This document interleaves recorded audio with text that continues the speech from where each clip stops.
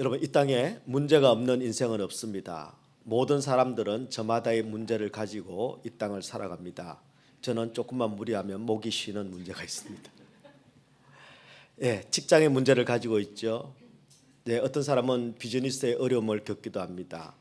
또 어떤 사람은 자식의 문제가 있습니다. 또 어떤 사람은 건강의 문제, 또 그런가 하면 어떤 사람은 경제적인 문제 때문에, 위기 때문에 밤잠을 이루지 못하는 분들도 있습니다.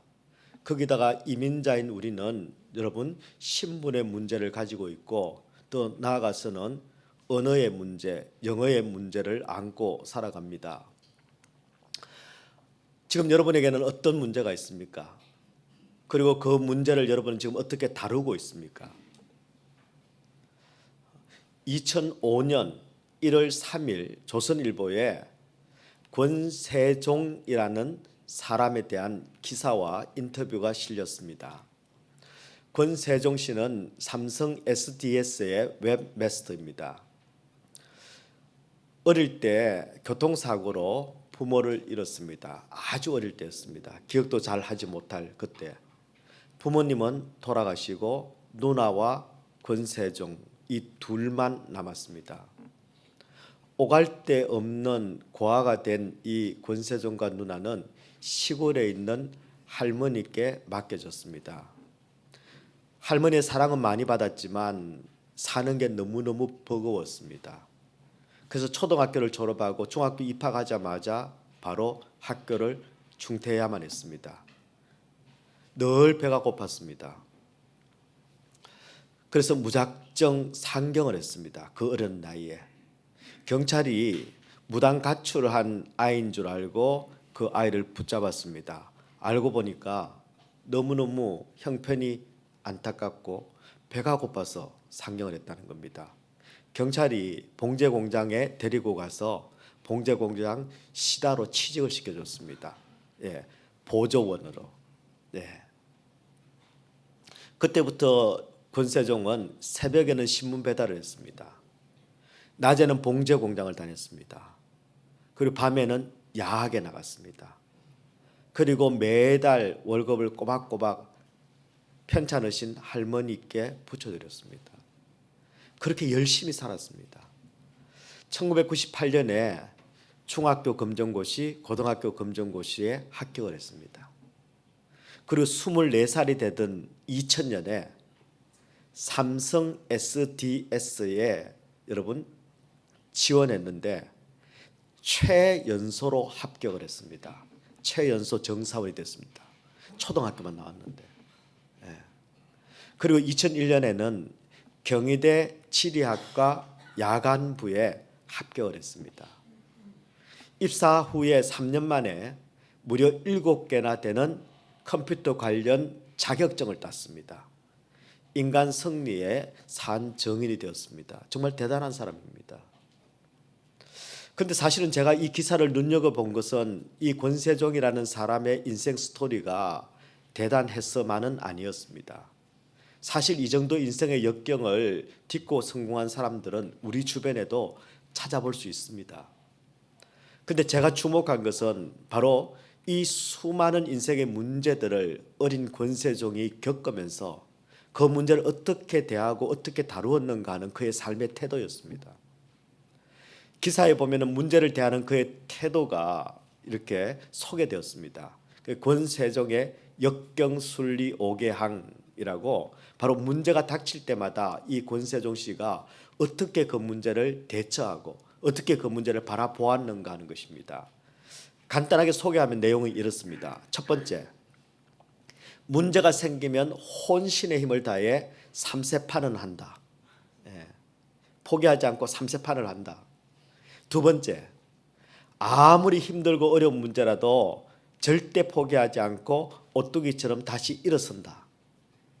세 번째, 문제가 오면은 머리에는 지혜, 입가에는 미소, 그리고 가슴에는 사랑이라는 말을 깊게 새긴다. 네 번째, 어떤 문제가 생겨도 남을 탓하지 않는다.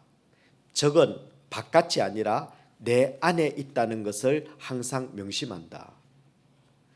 다섯 번째, 내가 이것만 있었으면, 이것만 아니었으면 하는 상상으로 스스로를 갉아먹지 않겠다. 나는 이 5가지 문제를 대하는 그런 자기의 원칙을 가지고 있었습니다. 참 귀한 자세입니다. 20대 청년이 어떻게 이런 생각을, 이렇게 기특한 생각을 했을까? 정말 대단합니다. 아마 아주 어렸을 때부터 써짓선 인생의 문제들이 그를 이렇게 단단하게 만들었던 것 같습니다. 그렇다 하더라도 여러분, 고생 많이 했다고 다 이렇게 귀한 삶의 태도를 가지는 건 아니지요. 그렇습니다. 여러분, 문제보다 더 중요한 것이 있습니다. 그것은 바로 문제를 대하는 우리의 태도입니다. 그래서 여러분, 이런 말을 들어보셨을 겁니다. The problem is not the problem. The problem is your attitude about the problem. 다 들어보셨죠? 하지만 이렇게 완벽한 억양으로 들어보신 건 처음일 겁니다. 문제 자체는 문제가 아닙니다. 문제는 그 문제를 대하는 당신의 태도입니다.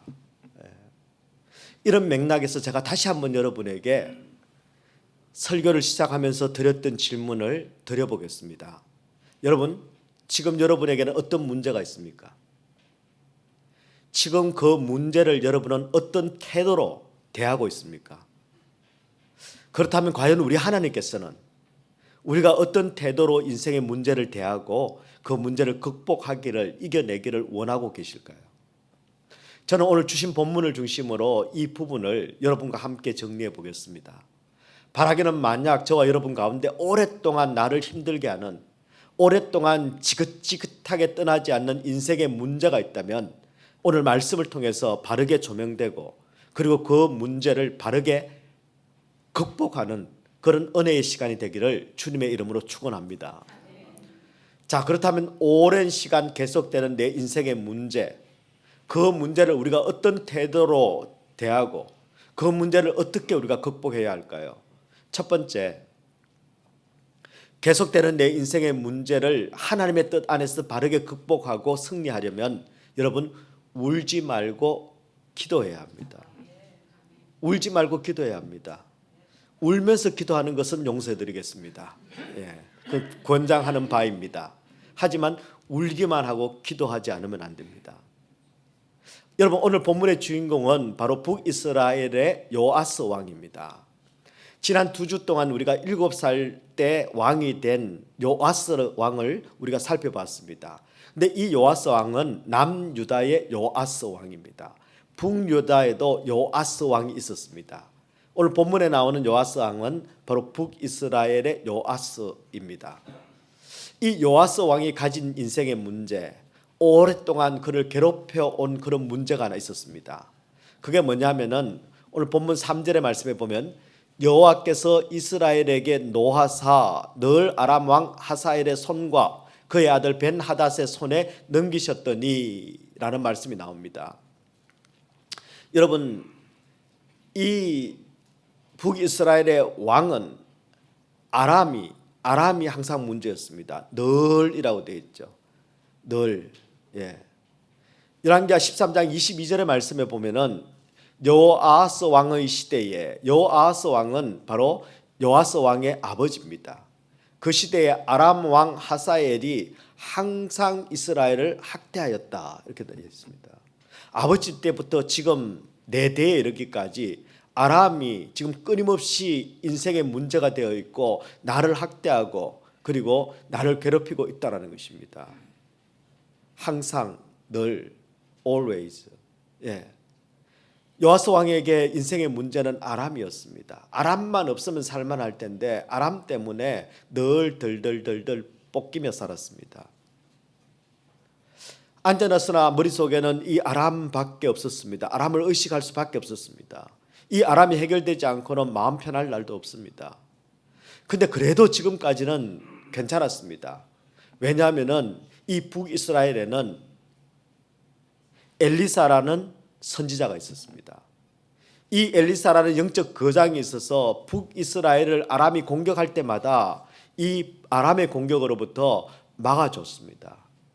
그런데 오늘 본문의 말씀에 보니까 엘리사가 죽을 병이 들었습니다. 요아스가 이 소식을 듣고는 부랴부랴 지금 엘리사를 찾아옵니다. 그리고 눈물을 흘리면서 애통하고 있습니다. 바로 14절의 말씀입니다.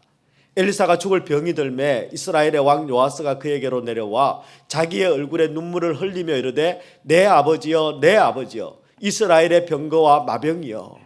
요아스 왕이 지금 여러분 엘리사에게 내 아버지여 내 아버지여 이스라엘의 병거와 마병이여 하고는 지금 울며 불며 난리가 났습니다.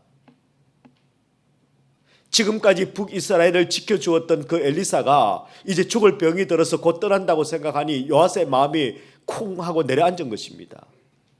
이스라엘은 이제 어떻게 되는가? 나는 이제 어떻게 되는가? 하는 자기 연민과 걱정의 눈물이 지금 흘러내리고 있는 것입니다. 바로 그때 엘리사가 요아스에게 좀 특이한 그런 행동을 요구합니다. 두 가지를 요청을 합니다. 첫 번째는 동쪽 창을 열어서 구원의 화살을 쏘라 하고는 명령합니다. 두 번째는 화살을 집어들고 땅을 치라 하고 요구했습니다. 여러분 이 두 가지의 요청, 이 두 가지의 태도를 통해서 우리의 인생의 문제를 어떻게 대하고 어떻게 극복해야 하는지를 우리가 한번 배워보겠습니다. 여러분 엘리사는 다른 선지자들하고는 좀 달랐습니다. 어떤 사역을 할 때마다 여러분 엘리사는 아주 특정한 그런 도구들을 많이 사용했습니다. 그러니까 시청각 교재를 많이 썼죠. 예를 들면 기름병이라든지 아니면 그릇이라든지 그리고 또 폼나게 여러분 소금을 이렇게 쫙 뿌려가지고 남들이 봐도 뭐 하는 것처럼 그렇게 보였습니다. 예. 엘리사가 대머리였거든요. 그래서 조금 화려하게 이렇게 퍼포먼스를 했던 것 같아요. 머리 보지 말고 이거 보라고. 뭐 나무 가지를 던지라 그러죠. 가루를 풀어라 그러죠. 눈에 보이는 도구를 통해서 메시지를 이렇게 전달을 했습니다. 특별히 오늘 본문에서는 화살을 도구로 쓰고 있습니다. 이 화살이 의미하는 바가 뭘까요? 예, 세 가지 의미를 가지고 있습니다. 옛날에 싸움할 때는 누가 이깁니까? 팔긴 사람이 이깁니다. 예. 근데 활이라는 도구는요, 내 팔을 넘어서서 나를 넘어서서 여러분 내 품을 떠날 때 놀라운 기능을 하는 그런 무기입니다. 그리고 이 화살은 조준하는 목표가 분명해야 합니다. 그리고 이 화살은 정확하게 그 목표물을 맞출 때 여러분 목표물을 뚫고 들어가는 그런 기능을 합니다. 사실 한마디로 말하자면 이 화살이 가지는 의미는 내 한계와 내 능력을 넘어서 있는 하나님의 능력을 지금 상징하는 것입니다. 그래서 17절에서는 여러분 이 화살을 엘리사가 여호와를 위한 구원의 화살이다 이렇게 선포합니다. 지금 엘리사가 요아스 왕에게 하려고 하는 말의 요지는 이렇습니다. 이스라엘을 지키는 것, 왕을 지키는 것, 그것은 오직 여호와 하나님만 하시는 일이지 내가 하는 게 아니다 라는 말입니다. 왕이 지금 나를 붙들고 이스라엘의 병거와 마병이하고 울고 불고 하고 있는데 지금 그럴 때가 아니다. 내가 죽는 게 문제가 아니라 바로 이스라엘을 괴롭히는 진짜 문제는 저 아람이다. 그 아람이라는 문제를 정확하게 보아야만 하고 그 문제를 정확하게 조준해야 하고 그리고 그 문제를 정확하게 해결해야만 한다 라는 말을 지금 하고 있는 것입니다. 그 말이 바로 동쪽 창을 열고 화살을 쏘라 하는 말입니다. 여러분 동쪽 창을 열고 화살을 쏘라 하는 말은 두 가지 뜻이 있습니다. 동쪽 창을 왜 열었을까요? 동쪽에 바로 아람이 있습니다. 아람을 향해서 화살을 쏘라는 것입니다. 또 한 가지 다른 의미가 있습니다. 일반적으로 이 이스라엘 사람들은 성경에서 동쪽 창을 연다 할 때는 하나님의 성전을 바라본다라는 뜻을 가지고 있습니다. 다니엘이 창을 열고 하나님의 성전을 바라보며 기도했던 것처럼 바로 동쪽 창을 열고 화살을 쏘라 하는 이 말은 하나님의 성전을 바라보며 기도의 화살을 날리라 하는 뜻입니다. 기도의 화살을 쏘라. 여러분 우리가 문제가 생길 때 우리가 가장 조심해야 되는 것은 무엇인가 하면 감정적인 태도입니다. 감정적으로 문제를 대하면은 진짜 문제가 무엇인지를 놓치게 됩니다. 뿐만 아니라 감정적으로 문제를 대하면은 지금 문제는 더 정폭됩니다. 요아스는 여러분 엘리사가 죽을 병이 들었다는 이 문제를 듣자마자 지금 감정적으로 지금 반응하고 있습니다. 진짜 문제가 뭔지도 모르고 그저 큰일 났다 그러고는 허둥지둥 찾아와서는 울며 불며 지금 난리가 난 겁니다. 여러분, 우리가 문제가 생겼을 때 울고 불고 감정적으로 대하면 안 됩니다. 하나님 앞에 나아가서 기도해야 합니다. 문제가 생기면 가장 먼저 할 일은 하나님 앞에 나와야 되는 일이고, 그리고 기도해야 하는 일입니다. 여러분, 요아스라는 이름이 남유다의 왕도 요아스고 지금 북이스라엘 왕의 이름도 요아스입니다. 요아스라는 이름이 좋은 이름일까요? 나쁜 이름일까요? 네, 좋은 이름입니다. 그래서 너도 나도 붙이는 겁니다. 이 요아스라는 이름의 뜻이 무엇인가 하면 요아스, 여호와께서 도우신다라는 뜻입니다. 여호와께서 도우신다. 그리고 하나님께서, 여호와께서 너를 붙들고 계신다라는 뜻이 요아스입니다. 여러분, 요아스가 붙들어야 되는 것은 무엇입니까? 바로 나의 도움이 되시는 여호와 하나님을 붙들어야 되는 것이죠.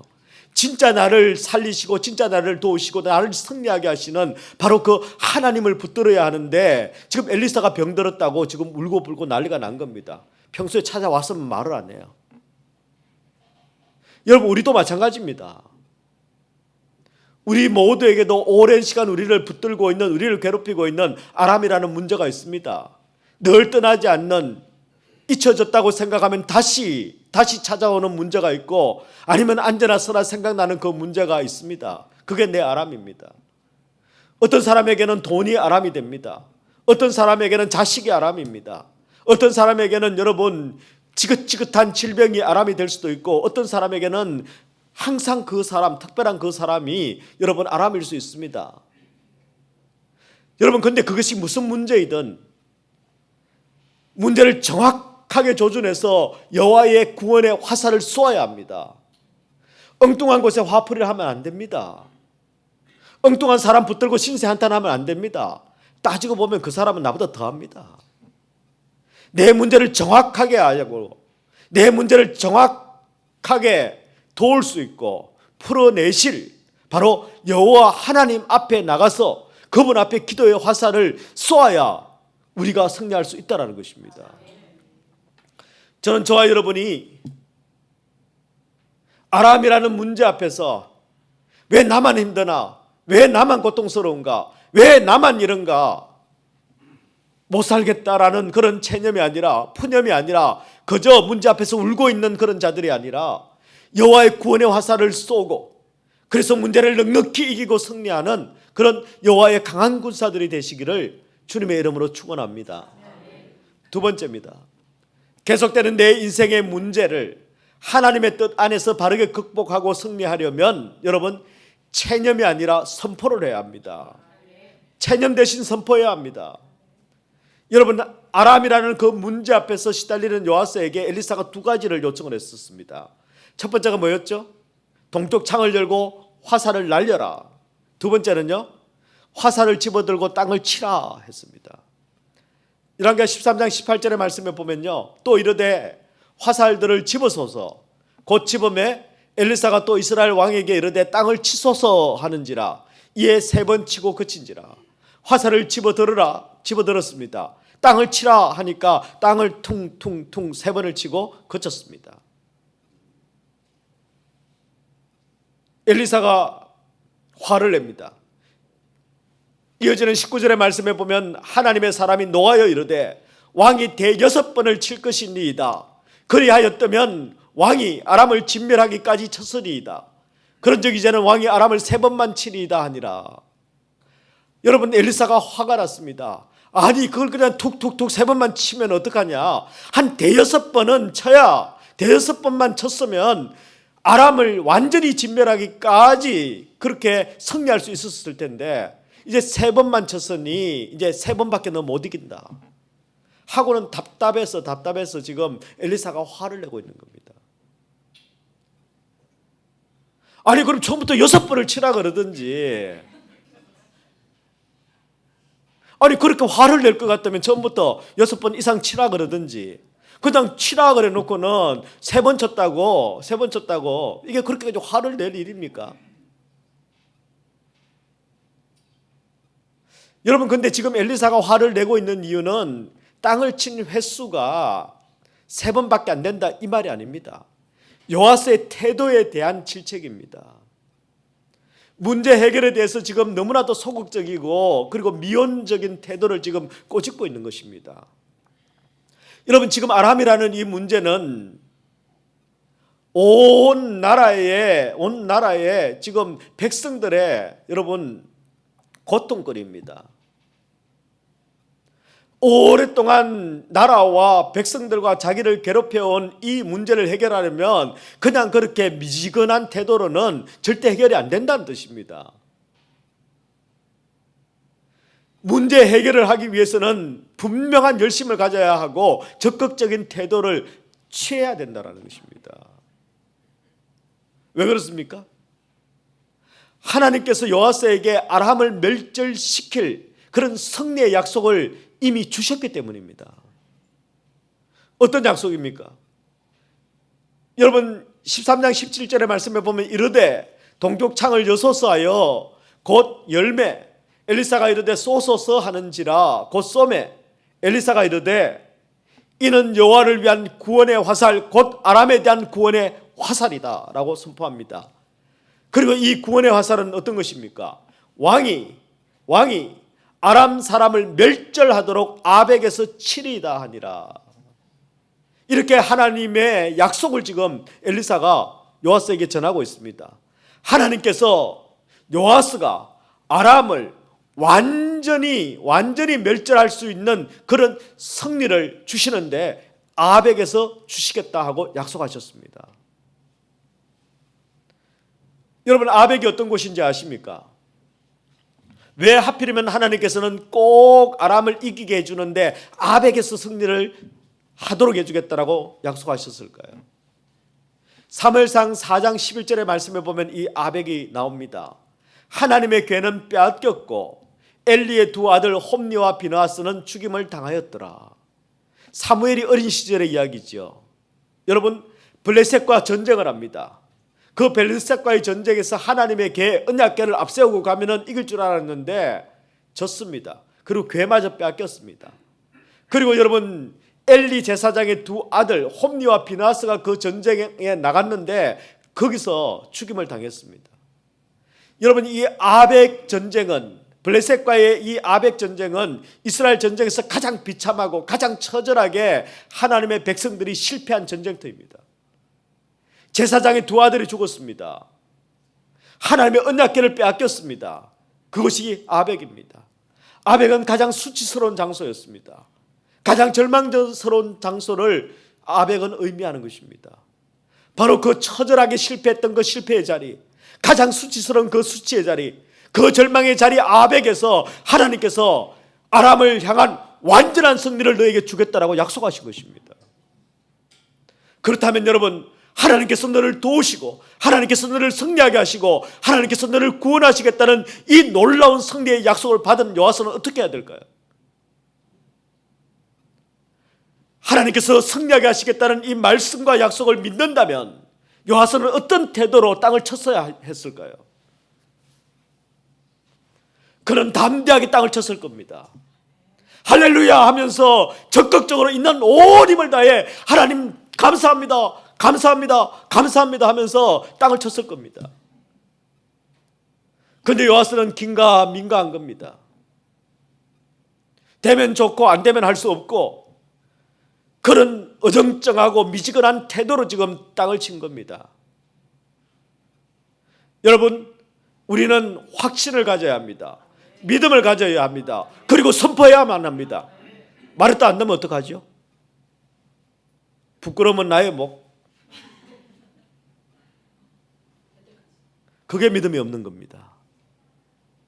하나님의 약속은 반드시 이루어진다라는 그 선포를 우리는 할 수 있어야 합니다. 그런데 요아스는 문제를 극복할 의지도 없습니다.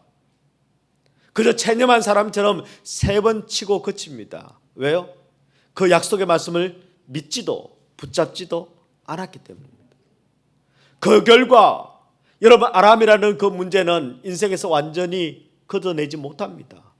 세 번만 이기고 평생 그 문제에 또 시달립니다.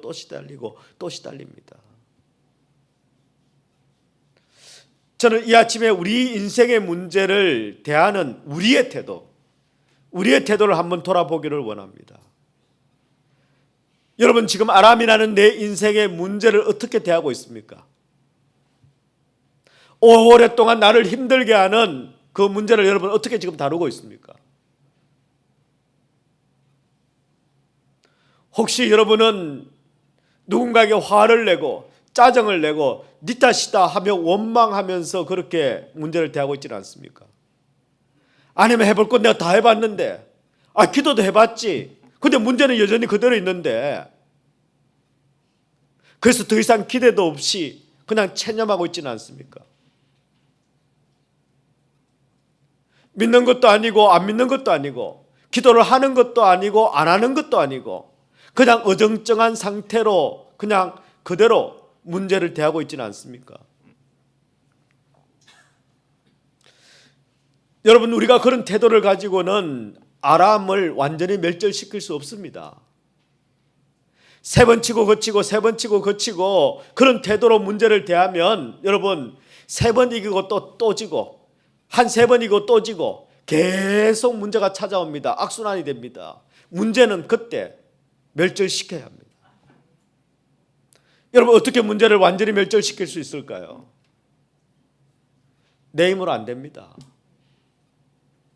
하나님의 약속을 선포해야 합니다. 선포해야 합니다. 여러분, 약속의 말씀을 읽기만 하면 안 됩니다. 되면 좋지, 좋은 말씀이지 그 정도 가지고 안 됩니다. 읽고 믿고 내 입으로 선포해야 합니다. 우리 하나님께서는 아벡보다 더 수치스러운, 더 치욕스러운 바로 그 골고다 언덕 위에 십자가의 승리를 약속해 주셨습니다. 예수님을 통한 완전한 승리를 우리 하나님께서 약속하셨습니다.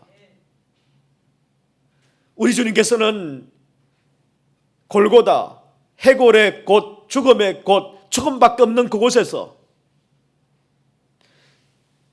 십자가에 달리셨고 그분의 피와 그분의 생명을 내어주심을 통해서 여러분 우리에게 승리를 주셨습니다. 우리를 위해서입니다. 우리 주님은 전지전능하신 분이십니다. 그분은 원래 승리자이십니다. 대적자가 없습니다. 우리를 승리하게 하시기 위해서 그분이 친히 십자가를 지시고 십자가의 승리를 통해서 우리에게 그 승리가 우리의 것이 되게 하셨다는 것입니다. 우리는 이 승리의 약속을 믿어야 합니다. 그리고 날마다 여러분 이 승리를 우리는 선포하면서 살아야 합니다. 여러분, 그런 의미에서 우리가 하나님의 말씀을 한번 찾아보겠습니다. 고린도전서 1장 18절의 말씀인데요, 우리가 다 같이 큰 소리로 읽는 것이 아니라 한번 우리가 선포하면 좋겠습니다. 이 말씀을 선포하면 좋겠습니다. 시작. 십자가의 도가 멸망하는 자들에게는 미련한 것이요 구원을 받는 우리에게는 하나님의 능력이라. 아멘. 아멘. 십자가의 도가 멸망하는 자들에게는 미련한 것이요 구원을 받는 우리에게는 하나님의 능력이 됩니다. 요한복음 16장 33절의 말씀에 보면 우리 주님께서 이렇게 선포하셨습니다. 같이 한번 선포할까요? 시작. 세상에서는 너희가 환난을 당하나 담대하라. 내가 세상을 이겼노라. 아멘. 너희가 환난을 당하지만 담대하라. 내가 세상을 이겼으니 그 이김이 너희들의 것이다.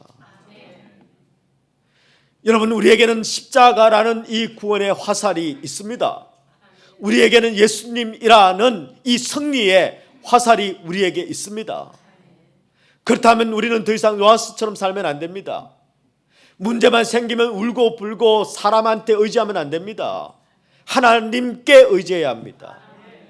문제의 본질을 흐리는 그런 감정에 휘말려서 나는 왜 이렇게 사나, 나는 왜 이 모양이냐, 여러분 쟤 때문이다, 그렇게 여러분 감정이 휘둘리는 대로 그렇게 살면 안 됩니다. 우리 주님께서 우리를 위하여 십자가를 통해서 승리의 열쇠를 주셨는데도 불구하고 여러분 그것 가지고 한번 열어보지도 못하고 체념하며 사는 그런 실패자가 되면 안 됩니다. 저와 여러분이 승리의 이름이 되시는 예수를 선포하고 아람이라는 인생의 문제를 넉넉히 뛰어넘는 승리자가 되시기를 우리 주님의 이름으로 축원합니다. 아람이라는 인생의 문제를 기도로 이긴 한 여인의 이야기를 여러분에게 소개하고 말씀을 마무리하겠습니다. 안나 마리아 보타치라는 그런 아주 천재적인 피아니스트가 있었습니다. 아르헨티나 출신입니다. 4살 때에 독주회를 했다고 합니다. 예. 그리고 8살 때부터 전 세계를 다니면서 연주회를 가졌습니다. 23살 때 유수한 음악대학의 교수가 됐습니다. 예. 그녀에게 한 가지 꿈의 무대가 있었습니다. 그게 뭐냐면은 카네기 홀에서 자신의 이름으로 연주회를 갖는 것이었습니다. 그랬는데 그 꿈이 그만 산산조각이 나고 말았습니다. 일본에 연주 여행을 갔습니다. 연주회를 위해서 일본에 갔는데 거기서 교통사고가 났습니다. 뇌를 다쳤습니다. 피아노를 칠 수 없게 된 겁니다. 생명은 건졌지만 더 이상 피아노는 칠 수 없습니다 라는 그런 의사의 판정을 받았습니다. 20대에 장래가 촉망되던 그 안나의 일생이 하루아침에 아벡의 패배자처럼 너무나도 끔찍하고 너무나도 처참한 그런 실패를 겪게 된 것입니다. 희망의 빛이라고는 하나도 없었습니다.